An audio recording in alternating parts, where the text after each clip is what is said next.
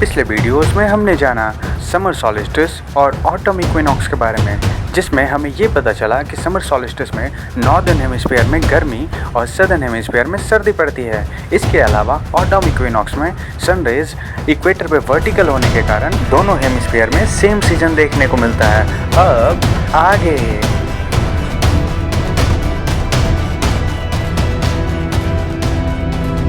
यहाँ से ऐसे रिवॉल्व किया, यहाँ पे आया, अभी इक्वेटर पे है जिसको बोलेंगे ऑटम इक्विनॉक्स, फिर यहाँ पे आ गया।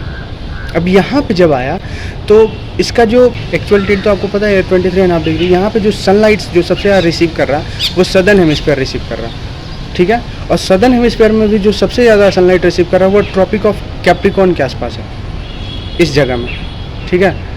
अब क्या होता है, जो यहाँ पे जब था तो सनलाइट कहाँ स्लैंटिंग था, सदर्न हेमिस्फीयर में, लेकिन यहाँ पे जो है सनलाइट इस और है स्लैंटिंग नॉर्दर्न हेमिस्फीयर में।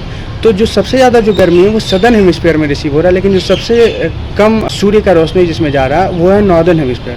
तो इसी कारण से जो सदर्न हेमिस्फीयर है वो गर्म रहेगा in comparison to northern hemisphere. और यही एक कारण है कि जब विंटर सॉल्स्टिस आता है तो नॉर्दर्न हेमिस्फीयर वाले लोग ठंडा महसूस करते हैं और सदर्न हेमिस्फीयर वाले लोग गर्मी महसूस करते हैं, मतलब कि गर्मी का सीज़न होता है। फिर जब यहाँ पे आता है तो यहाँ पे भी सेम कंडीशन हो गया, यहाँ पे भी सेम कंडीशन था, इक्विनॉक्स, इसको बोलते हैं ऑटम इक्विनॉक्स। यहाँ पे जब आ गया तो यहाँ भी सेम कंडीशन, ये भी इक्विनॉक्स है लेकिन ये स्प्रिंग इक्विनॉक्स है।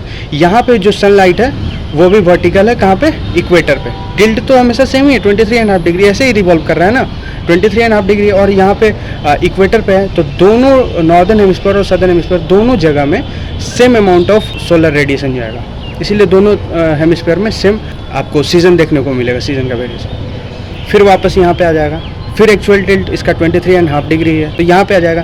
तो फिर यहाँ पे आने के बाद फिर वैसा हो जाएगा कि नॉर्दर्न हेमिस्फीयर है वो सबसे ज़्यादा रिसीव करेगा सनलाइट और सदर्न हेमिस्फीयर कम रिसीव करेगा सनलाइट। तो इस तरह से सीज़न वेरिएशन होता है। तो ये तो पता है कि जो दिन और रात होता है वो पृथ्वी के अपने एक्सिस पे जो रोटेट करता है उसके कारण दिन और रात होता है, लेकिन जो सीज़न में वेरिएशंस आते हैं it is due to actual tilt of earth.